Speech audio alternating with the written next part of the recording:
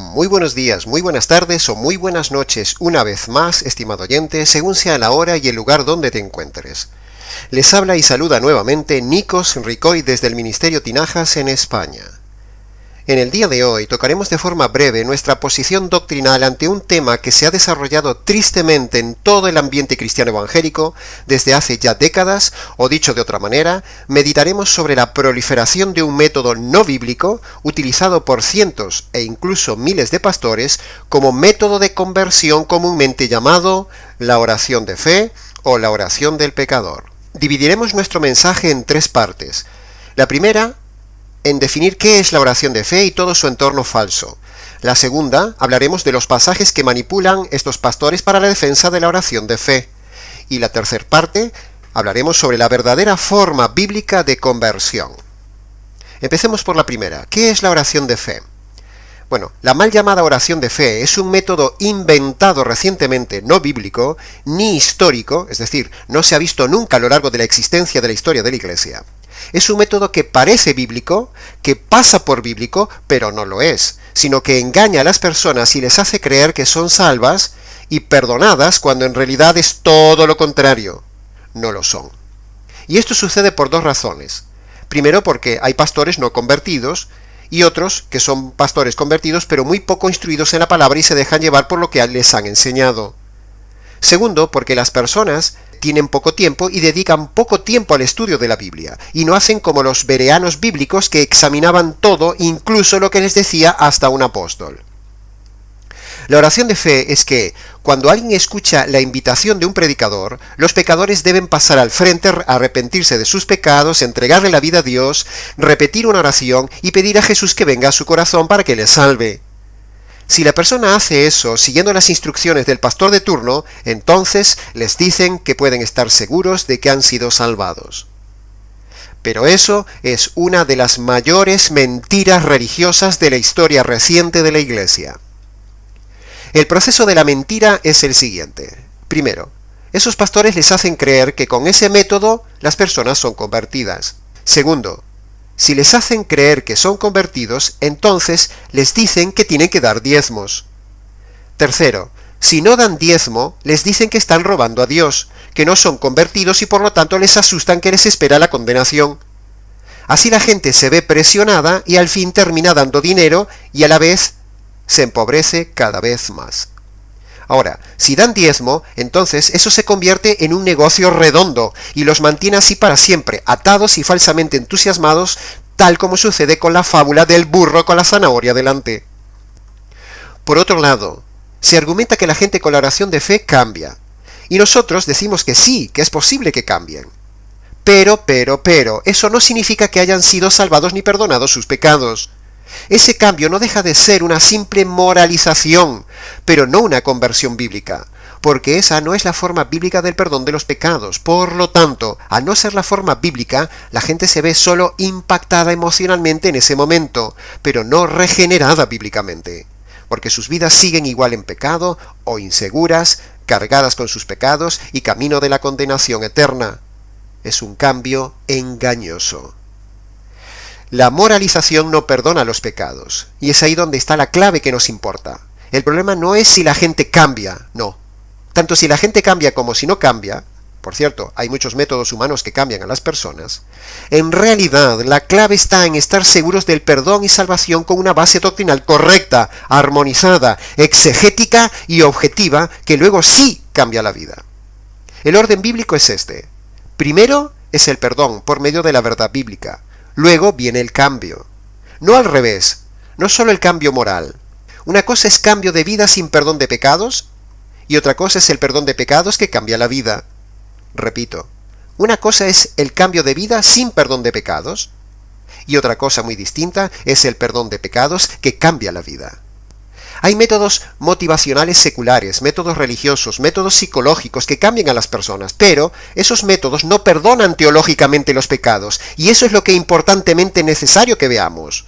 Saber cómo se perdonan los pecados y tener seguridad bíblica de ello. Y esa seguridad es la que luego te cambia la vida. Incluso la gente puede moralizarse, impactarse emocionalmente con la oración de fe en una campaña evangelística ambientada con música, con luces y un pastor manipulador del micrófono y carismático. La persona incluso puede llorar y sentirse culpable por sus pecados, y de hecho sucede.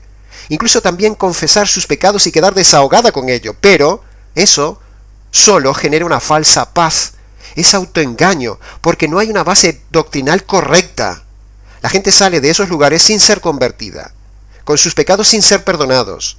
Solo ha formado parte de un show religioso no bíblico, un espectáculo emocional intenso.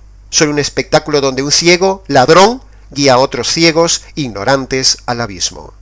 Eso es lo que sucede en una campaña evangelística donde se repite una oración de fe y se hace pasar al frente a las personas para hacerles creer que con eso son salvos. Y si alguien se muere con ese engaño, es decir, sin sus pecados perdonados por confiar en ese método de repetir una oración, entonces les espera la cárcel eterna. Los pecados, estimado oyente, bíblicamente hablando, no se perdonan por medio de la oración de fe o la mal llamada oración del pecador, sino por medio del verdadero evangelio. Si analizamos escrupulosamente la palabra de Dios, o sea, el manual de evangelismo, es decir, la Biblia, veremos que, primero, Jesús no usó nunca el método de hacer repetir una oración, haciendo pasar al frente a las personas y haciéndoles levantar la mano a la gente. Segundo, los discípulos, en los mismos evangelios, tampoco vemos que aplicaran ese sistema de oración de fe cuando fueron a predicar el evangelio de 2 en 2 enviados por el Señor Jesús. Tercero, en el libro de los Hechos no vemos nunca ese método de la oración de fe repetida en ninguno de los eventos evangelísticos de los apóstoles y de los evangelistas, ni a nivel masivo ni a nivel individual.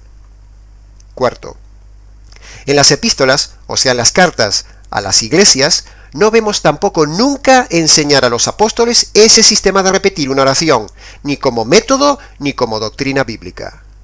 Quinto, cuando Pablo da instrucciones a Timoteo y Tito para llevar adelante sus respectivos ministerios en diferentes iglesias, no vemos que les instruya en ese método de la repetición de una oración de fe para la conversión de las personas. Sexto, en el libro de Apocalipsis, en las exhortaciones del Señor Jesús a las iglesias, no vemos tampoco la oración de fe. Y el famoso pasaje de Apocalipsis 3:20, tan famoso y tan manipulado, no dice eso de repetir una oración y aceptar a Jesús en el corazón, tal como veremos luego cuando analicemos los pasajes más manipulados por los falsos pastores. Por lo tanto, estimado oyente, queda demostrado de forma global que la oración de fe no es neotestamentaria, y aunque los defensores de la oración de fe sigan dando patadas contra el aguijón, con el tema de insistir y de imponer la repetición de esa oración de fe, es inútil. Se van a desangrar porque no vale para nada esa oración de fe, es pura herejía. La oración de fe, o la oración del pecador, no es el método divino, ni es parte del evangelismo bíblico, es un método falso y moderno que no salva a nadie. Así que, estimado oyente, si tú estás confiando en una oración de fe hecha un día, o incluso hecha varias veces, sepas en el día de hoy que eso no agrada a Dios. Ese no es el método bíblico del perdón de los pecados y de la salvación. La oración de fe, el pasar al frente, repetir una oración y aceptar a Jesús en el corazón no es bíblico, ni salva a nadie. No perdona los pecados, y te han engañado porque forma parte del negocio redondo religioso del día de hoy. A los inventores del sistema de la oración de fe le preguntamos, primero, ¿qué pasa con los mudos?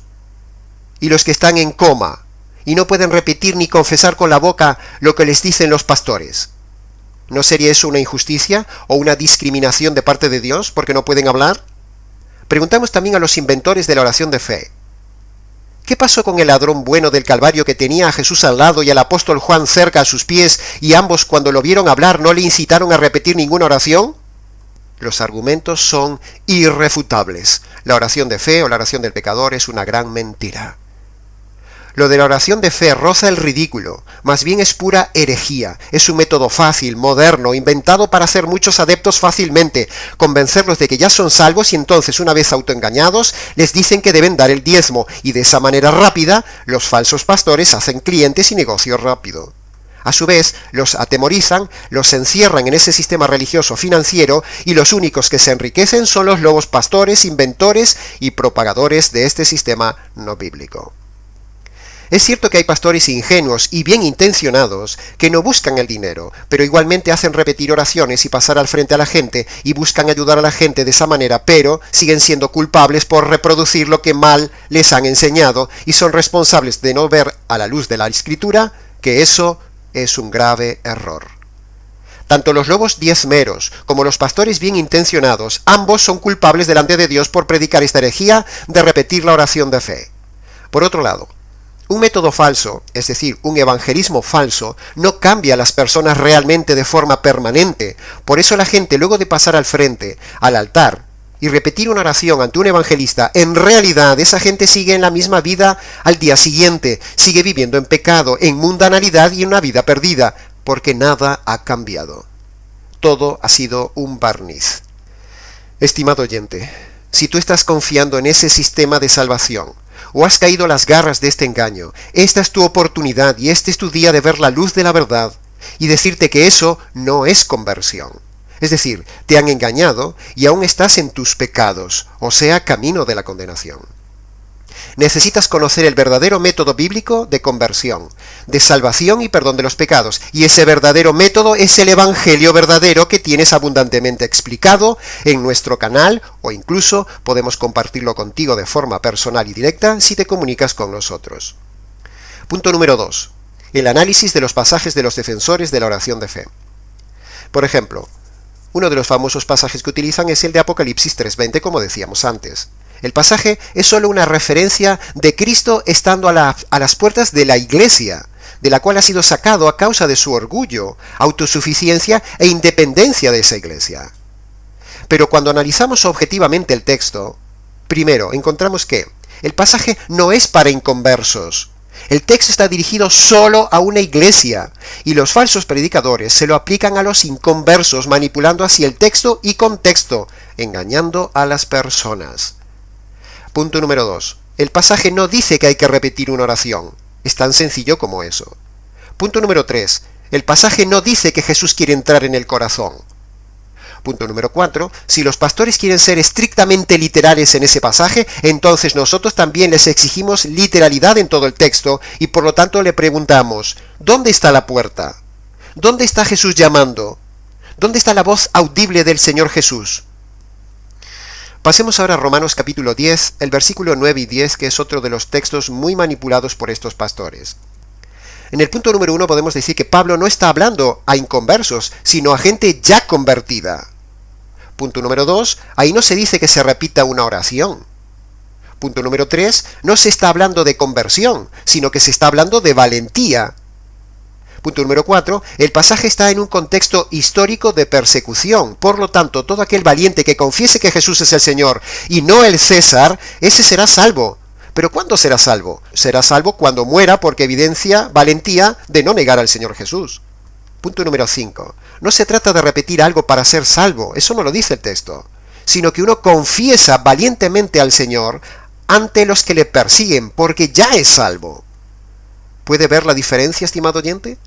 En sexto lugar, no dice serás salvo como consecuencia de repetir algo, sino que serás salvo en el futuro, cuando te maten por defender que ya eres creyente en el Señor Jesús y en lo que Él hizo, es decir, en el Evangelio de la justicia, como dice el verso 10. Cuando la gente repite una oración, está creyendo que por repetir eso se salva. Pero la Biblia no dice que por creer en una oración repetida uno se salva. La Biblia dice que la salvación es por creer en el Evangelio. Es como si dijera, con el corazón se cree la justicia, el centro del Evangelio, y con la boca se confiesa esa salvación que ha sido recibida. Por lo tanto, queda derribado el mal uso de este pasaje de Romanos capítulo 10 como base doctrinal de los defensores de la oración de fe. Romanos 10 no tiene nada que ver con el método moderno de repetir una oración. Ni Dios te ama y tiene un plan maravilloso para tu vida, ni tampoco por lo tanto que tiene que pasar al frente y repetir una oración, ni da nada de entregarle su vida a Dios, ni nada de arrepentirse de sus pecados, ni nada de aceptar a Jesús en el corazón. Eso no lo dice el pasaje. Ese pasaje ha sido manipulado y forzado a que diga lo que ellos quieren que digan. Eso se llama eisegesis, y no hacen una correcta exégesis del texto. Pasemos ahora a Juan capítulo 1, versículo 12, que es otro de los versículos que utilizan los defensores de la oración de fe. En este texto tampoco vemos que se induzca a repetir el método moderno de las iglesias del día de hoy. Ahí no habla de repetir una oración, ni de recibir a Jesús en el corazón. como ya hemos dicho, que es un método inventado, es un método americano, es un método rápido, productivo y una estrategia estilo candado para generar clientes en la iglesia. Lo que se recibe en el texto bíblico no es a Jesús literalmente, porque Jesús tiene un cuerpo físico y está resucitado y está en el cielo y Él no se mete en el cuerpo de una persona. Lo que se recibe es el mensaje de Jesús. ¿Y cuál es ese mensaje? El Evangelio. Por ejemplo, en este momento hay personas que al oír este mensaje mío no me reciben, no les gusta. Es decir, no reciben mi mensaje, por lo tanto no me están recibiendo a mí. De la misma manera, estimado oyente, lo que dice el verso 12 de Juan capítulo 1 es así. La gente al no recibir el mensaje de Jesús como Mesías, no lo están recibiendo a Él. Eso es lo que dice el texto. Pero en ese pasaje de Juan 1.12 no se habla de recibir a Jesús en el corazón. En todo caso, lo que se recibiría es el mensaje del Señor Jesús en el corazón. El verso 11 dice, vino a lo suyo. Es decir, vino a su tema, vino a su misión, vino a hacer algo. ¿Y qué vino a hacer el Señor Jesús que los judíos no recibieron? El Evangelio, la buena noticia, el mensaje de salvación. Lo que se infiere en el texto es que se recibe el mensaje, no la persona. Por eso dice el verso 12 que todo aquel que le recibe, ese es considerado hijo de Dios. Repito que lo que se recibe inferencialmente es el mensaje, no a la persona. De la misma manera que usted, estimado oyente, recibe mi mensaje o no, pero si recibe mi mensaje es como si me recibiera a mí. El último pasaje famoso que analizaremos brevemente es el de 1 de Juan capítulo 1 versículo 9, donde dice brevemente, si confesamos nuestros pecados, Él es fiel y justo para perdonarnos, etcétera, etcétera. El problema es que el contexto dice más cosas, no dice solo confesar, también se habla de propiciación, es decir, de la justicia caída sobre el inocente, ya que sin justicia no hay perdón. También nuevamente debemos decir sobre este texto que ese pasaje no es para inconversos, estimado oyente. Ese pasaje está manipulado y fuera de contexto, sino que Juan le está hablando a la gente ya convertida de su iglesia. Por lo tanto, no procede utilizar ese pasaje para los inconversos como método de salvación. Queda así demostrado bíblicamente hablando que la herejía manipuladora, moderna y falsa de repetir una oración para salvarse no es bíblica y está llevando a miles de personas a la condenación. Son ciegos guiando a ciegos. Punto número 3. La verdadera forma bíblica de conversión. Nosotros nos unimos a los que luchan en contra de esta doctrina y denunciamos con este videomensaje también esto públicamente en nuestro canal, diciendo que solo el Evangelio verdadero, por medio de sus dos condiciones, puede perdonar los pecados y salvar al hombre. La Biblia presenta el Evangelio verdadero que perdona los pecados desde un punto de vista jurídico, y en nuestro canal, estimado oyente, tienes detallado este Evangelio que te invitamos a escuchar para que verdaderamente puedas recibir el perdón de los pecados y la salvación eterna. Para más información, escríbenos. Les ha compartido la verdad, solo la verdad y nada más que la verdad, Nikos Ricoy del Ministerio Tinajas, en España. Hasta nuestro próximo mensaje.